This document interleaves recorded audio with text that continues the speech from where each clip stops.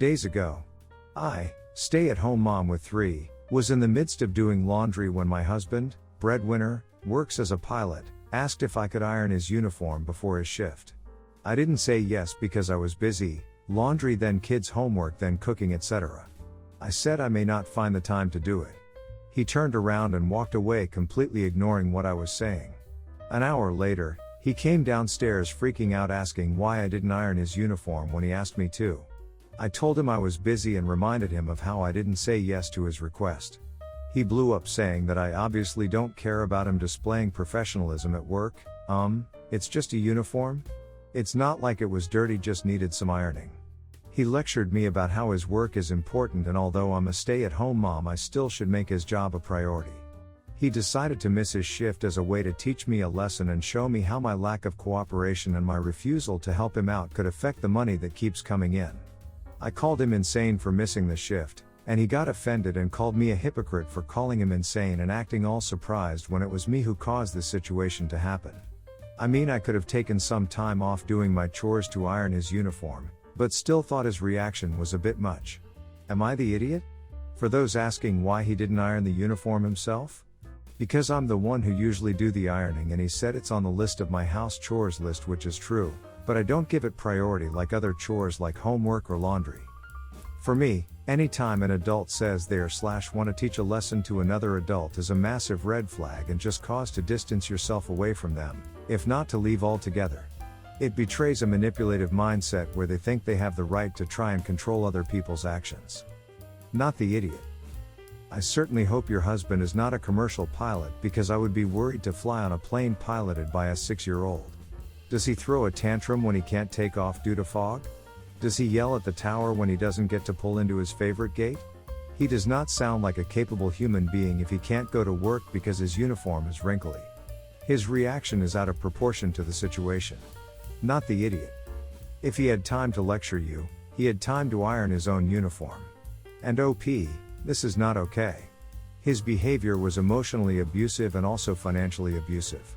He's trying to punish you and make you feel responsible for his own lack of planning, entitlement, and arrogance. That's not on you. Does this happen often? Because if so, OP, you're not in a good relationship. This should not be happening. Even a one-off should be followed by a sincere apology and changed behavior, but if this is a regular occurrence it's that much worse. Not the idiot, but please take a hard look at your marriage. I, 31, have been together with my GF, 25, for 2 years now. We both live in London, UK together, but I am originally from Czech Republic. I will visit my family in my home country next Christmas. My GF also wants to come. Last night we were looking for train tickets for her. I already booked my flight tickets separately. She is afraid of flying. While looking for dates she told me she would like to arrive a few days before the actual Christmas, so she can relax and sleep a lot after the long train ride to prepare for the busy Christmas days. This really annoyed me. I told her I don't want this holiday to be all about her. I just want to have a good time with my family. She doesn't need to tell me how many days she needs to prepare and sleep and that she will only have energy for 3 out of 7 days. I wish she would keep me out of that. This has been a theme for every holiday.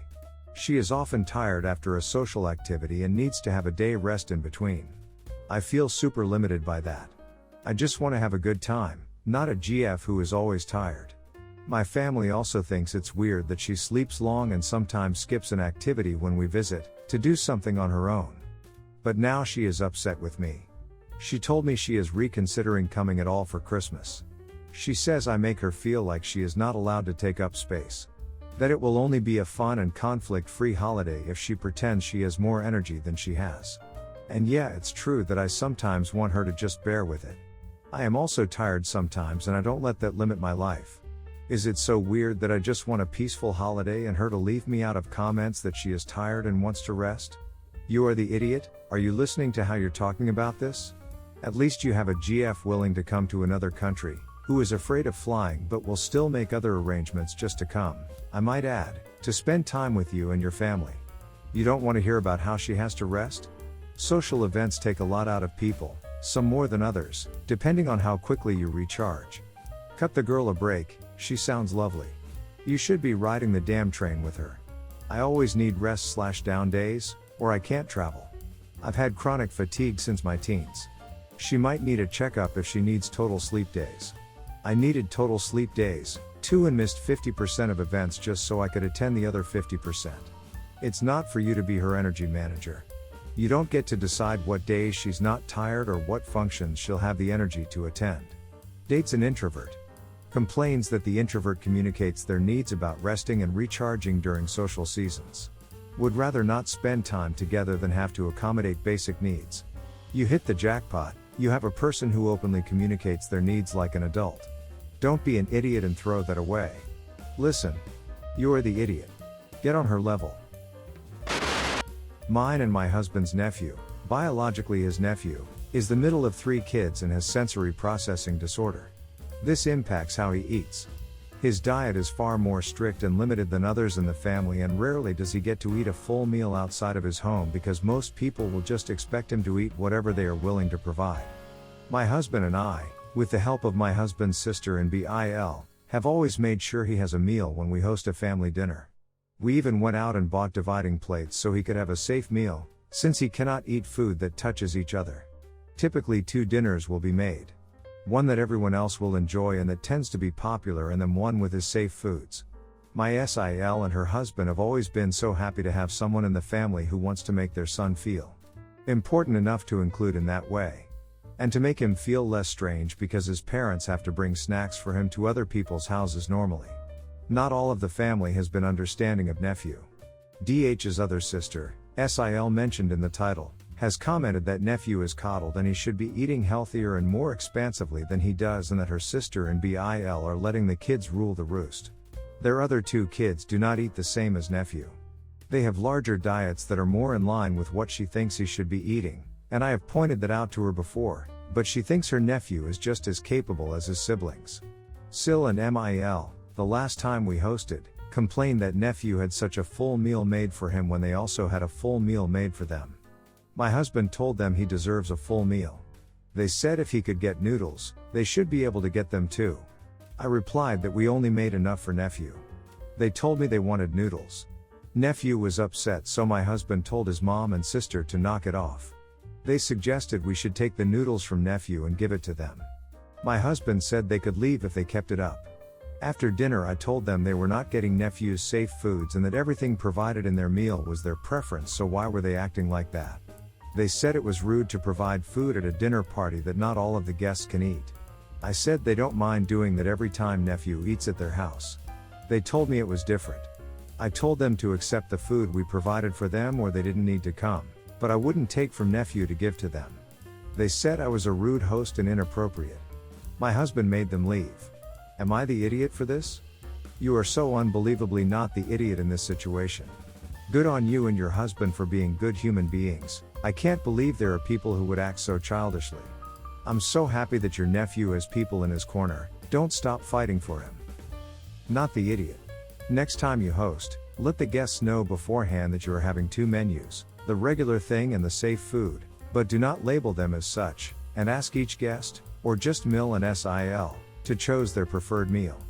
For example, we are doing a shrimp risotto and chicken nuggets. Which would you prefer, MIL? Hopefully that shuts down MIL and SIL. That kid will grow up and remember this and hate them forever. My son has always had food issues to an extreme degree. It's gotten better as he's gotten older, but by no means does he eat normally. My dad's wife always threw a fit about it. She once ruined Thanksgiving dinner for everyone because he wouldn't eat mashed potatoes. He was maybe 6 years old, and just the other day he reminded me about that horrible Thanksgiving. He's 17 now. So not the idiot. Food issues like this are an eating disorder, not something you can just get over. I can't understand why people get so worked up over what other people eat. I, 25, got married to my husband, 25, in August. We kept it small and simple and didn't want too many guests due to budget, so we only invited close family members and friends. My older sister Dawn, 38, has 10 children, 17, 16, 14, 10, 9, 7, 5, 3, 3 and 1. My parents and the rest of my family aren't religious, but Dawn and her husband are very hardcore Christians and believe that having lots of children is God's will. Obviously, Inviting all of my nieces and nephews would be quite a cost. My wedding isn't child-free, but my husband and I decided it would be fairest if we only invited Dawn's 3 eldest kids. I talked to Dawn about it and explained our reasoning, but she was really offended and said that I'm picking favorites. I told her I'm sorry, but 10 kids is a big cost on our wedding budget and that we tried to be as fair as possible. Dawn accused me of being a bridezilla and thinking I'm too good for her and her family. I told Dawn if she doesn't like it she doesn't have to come, but that she's my sister and I really want her at the wedding. Dawn, her husband and 3 eldest did come to the wedding, but with other family members bringing small children, everyone was asking her about why not all of their kids were there. After the wedding, Dawn has been very off around me lately. She told me she understands how I feel about her babies and said that I'm a bad sister and a terrible aunt, and has accused me of not respecting her religion and lifestyle. My parents and other siblings have been making comments like don't get too excited for XYZ. OP said only 3 people can come because there's too many of us. The comments have been getting to me a bit and I'm wondering if I was the idiot. Edit, my husband and I paid for the wedding ourselves. I didn't want to ask my parents or Dawn for help with paying for anything because neither of them have a lot of money. If Dawn offered to help cover costs so all of her kids could come I wouldn't have a problem. Not the idiot. Your wedding. Your rules. Depending on the size of your wedding, 7 extra could be a lot. Your sister is being ridiculous and she's the one forcing her lifestyle on everyone else by foisting her 10 children onto people's events. All that being said, you must have known this decision would cause friction, because how could it not? I went to few weddings as a child and I remember none of them. None of the younger children will remember this and I think it's fair to set a limit, especially when your sister and her husband make the choice to follow their God's will and have lots of children. With lots of children there has to be an awareness that not every event is going to cater to 10 children. I think you made the right call with this, since the older ones will definitely remember it and probably enjoyed it a lot more than their younger siblings would have. Not the idiot. Your wedding, your budget, your rules. You could have told her you were changing to a child-free wedding and that all her kids would need to stay home.